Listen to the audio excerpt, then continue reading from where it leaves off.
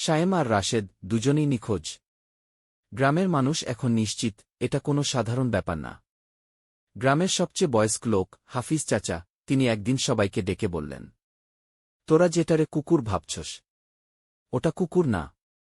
সবাই স্তব্ধ। তাহলে ওটা কি? কেউ একজন জিজ্ঞেস করল।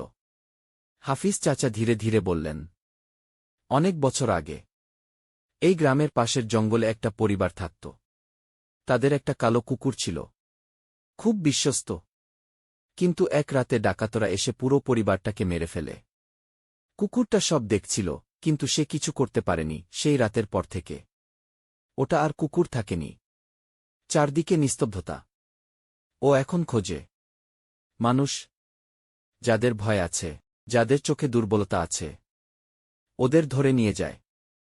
একজন বল, কোথায় নিয়ে যায়? হাফিজ চাচা চুপ করে রইলেন।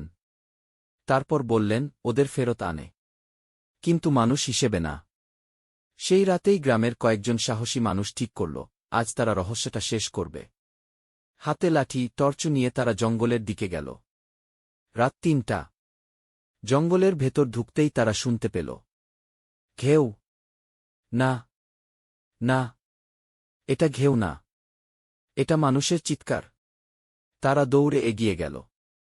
আর তারপর তারা যা দেখল তা দেখে তাদের শরীর ঠান্ডা হয়ে গেল। একটা ফাঁকা জায়গা, মাঝখানে দাঁড়িয়ে আছে সেই কালো কুকুরটা, আর তার চারপাশে রাশেদ, শায়েম আরও অনেক মানুষ, কিন্তু তারা সবাই চার হাত পায়ে হাঁটছে। তাদের চোখ লাল। তারা আর মানুষ না, তারা সবাই কুকুরের মতো আচরণ করছে। হঠাৎ কালো কুকুরটা তাদের দিকে তাকাল। তার চোখ জ্বলে উঠল। তারপর সে ধীরে ধীরে মানুষের কণ্ঠে বলল, আরও লাগবে। এক মুহূর্তের মধ্যে সব কি মানুষ কুকুর কি একসাথে তাদের দিকে ছুটে এল। চিৎকার, দৌড়, অন্ধকার, তারপর সব চুপ। পরদিন সকালে গ্রামটা ফাঁকা। একটাও মানুষ নেই। শুধু রাস্তার ধারে বসে আছে অনেকগুলো কালো কুকুর। সবগুলোর চোখ লাল। আর তাদের মাঝে একটা নতুন কুকুর, যার চোখে এখনও ভয়, যেন সে এখনও পুরোপুরি বদলায়নি। আজও কেউ যদি ভুল করে শালবাগান গ্রামের পথে যায়, সে দেখতে পায় দূরে অনেকগুলো কালো কুকুর দাঁড়িয়ে আছে। তারা চুপচাপ তাকিয়ে থাকে, অপেক্ষা করে, কারণ তাদের সংখ্যা বাড়াতে হবে।